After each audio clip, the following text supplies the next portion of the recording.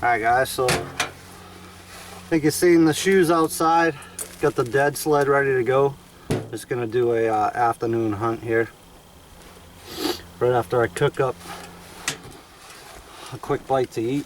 A cup of tea probably.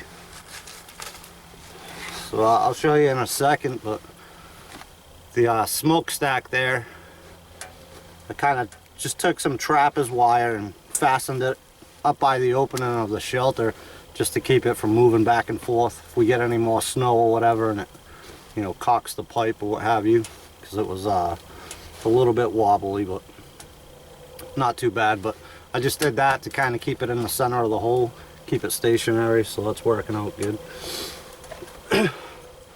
So something else I did, I just took a metal tin, took the lid to it, cut it out, kind of like the top to a mason jar, I guess. And I'm going to use that on the stove here as a trivet for my cast iron skillet. That way the heat and the airflow can get underneath and distribute the heat evenly rather than placing it right on top of the stove. And then I just got that couple small baggies, just some flour and some baking powder. Make up a quick traditional bannock like I showed in another video. And again, probably a cup of tea to go with that.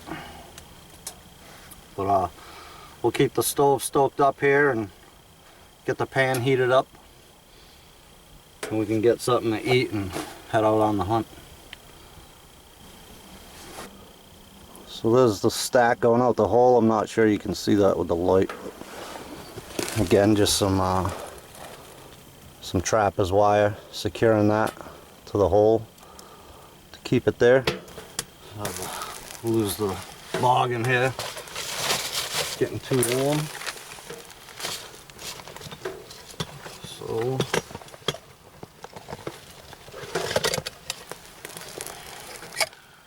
break out some stuff here.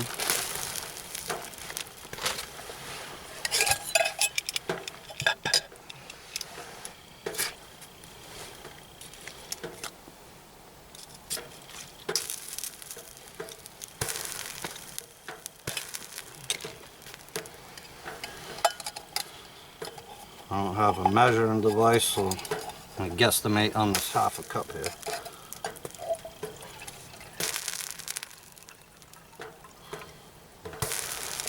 A little shy at first.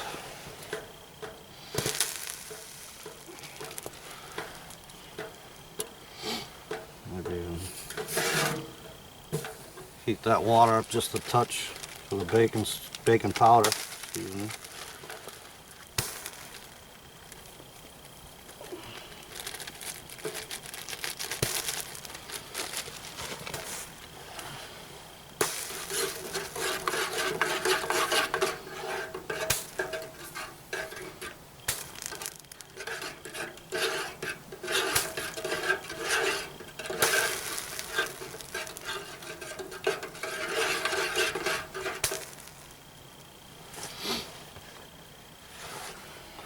Let that heat up just a little bit, and not boiling or anything, just warm it up, and we can add it to the flour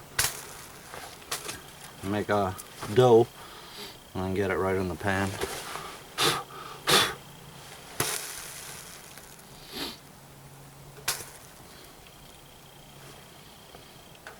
It's getting really warm in here. A decent little fire going in there.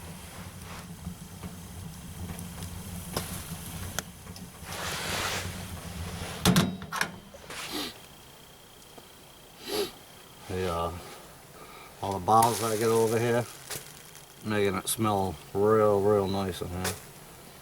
Yeah, so I still gotta work on the beds. Kind of ran out of time before the snow came, so we'll get to that. Get a bunch more in here for sure. Well, they talked about that in the book I was telling you, and I apologize for that, because since I've posted it, even a picture on my Facebook page, most of you have seen that, but if you're not on Facebook, the book I keep referring to is called True North. and the author is Elliot Merrick, and it's by far, hands down, my favorite book I've ever read about anything to do with the outdoors. Again, it talks a lot about, you know, canoeing, snowshoeing, stuff like that up in Labrador, and it's just a phenomenal book. I've even had some other people ask, you know, is it better than Nesmith and all that stuff, and in my honest opinion, you know, it's far superior to that book. But my opinion, like I said, but just a great book. But they talked about, you know, the pine boughs they'd have to gather in the winter time to put down as a layer inside their tents, and you know, like I said, I recall reading about that, you know, on several occasions, and just the aroma obviously it gives off just makes a real nice setting. You can tell the cast iron's heated up pretty well.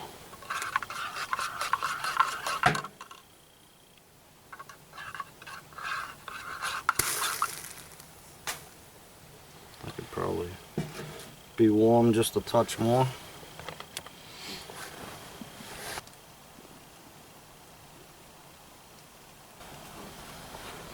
Alright, just pulled the water off here. It's good and warm now. Get that flour out. The only thing I'm missing that I showed in the last video was some oil.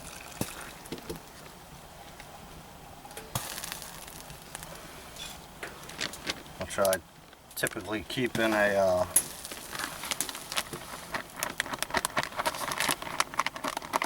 small little flask.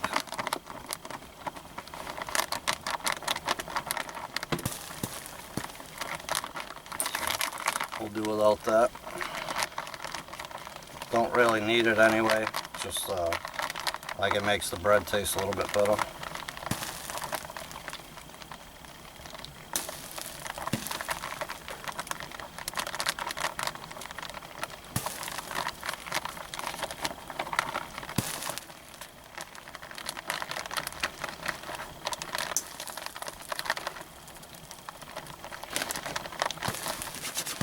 So much easier in the house with measuring devices. I way overdid the water. That's alright.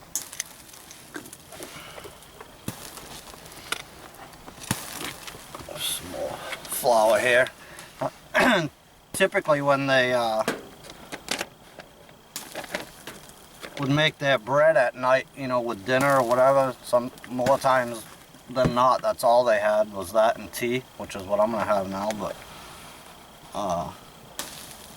they'd make enough for the trail the next day, so when they would stop, you know, to get a fire going and boil up, as they called it, you know, they'd have another cup of tea and some bread, which would be hard by then from what I read, but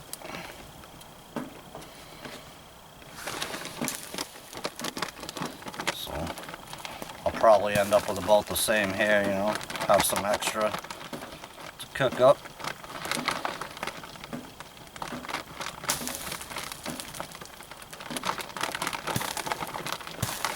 Get some more water on here for some tea.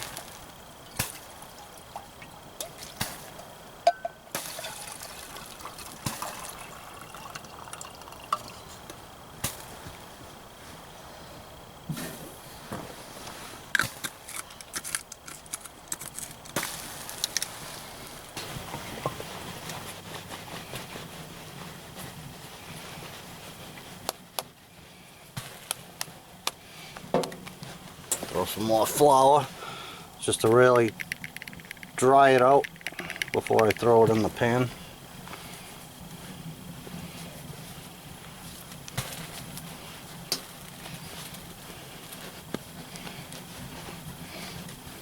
Flatten it out some.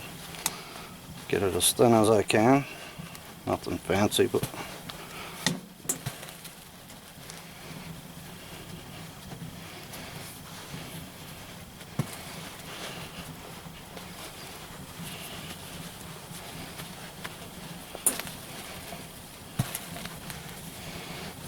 well, looks pretty good.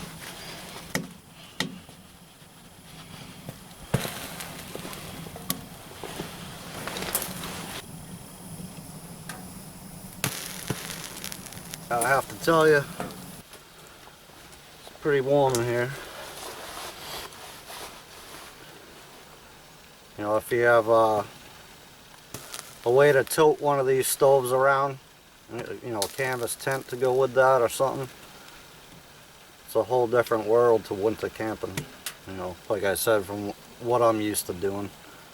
So this is going to be nice, you know, keep working at the shelter, make it better, you know, as you go. Live out of this thing.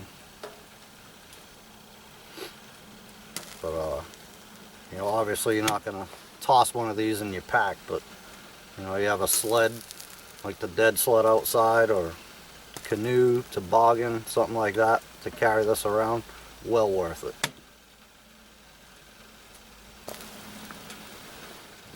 Fetch out a tea bag here shortly.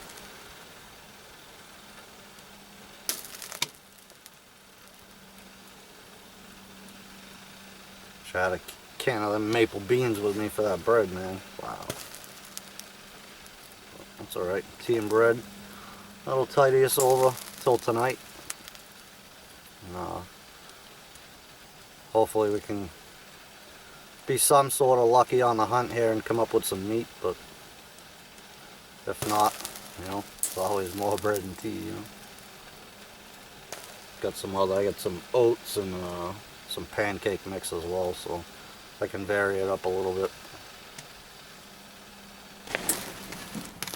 Alright, let's check on our bread here. On one side, getting pretty brown. Nice. I'll leave it on there for a couple more minutes and flip it. Alright guys, then give that a flip.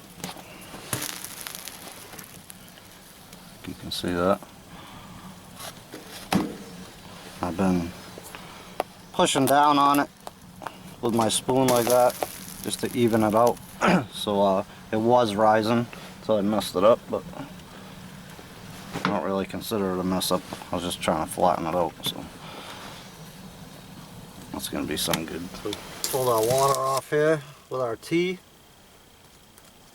Let that sit for a minute so it's drinkable.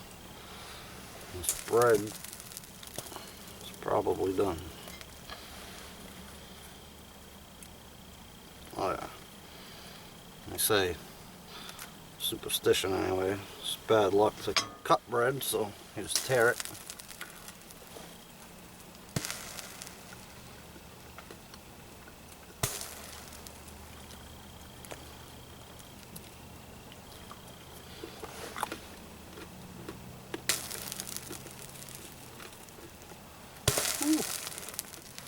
A little crisp to it. Good eating. So simple, but such a staple to be able to make bread, you know. It's pretty good. Like I said, I have some maple beans to go with that, or even that oil. Like I said, the oil will add flavor to it, but it almost gives it a little bit sticky of a surface. I like to, you know, sprinkle some salt on mine. Typically, if I don't have the beans, but I don't have neither, so.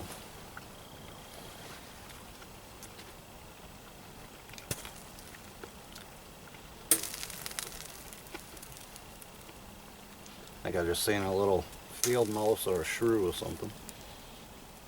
Trying to keep it warm. That's some pretty good bread.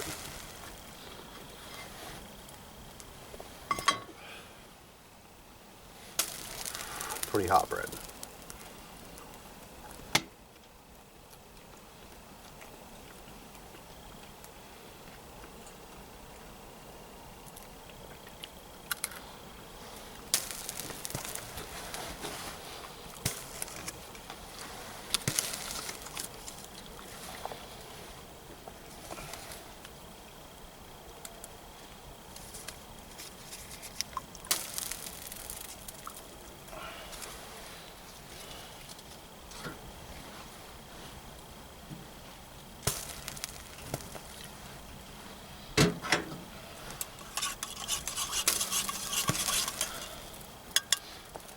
without burning my face off.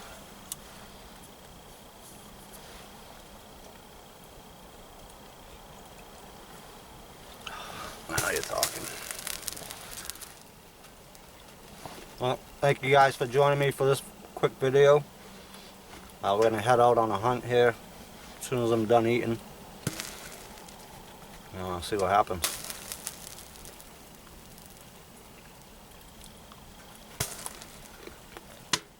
I appreciate your views, comments, and support as always, guys. Until the next one, take care.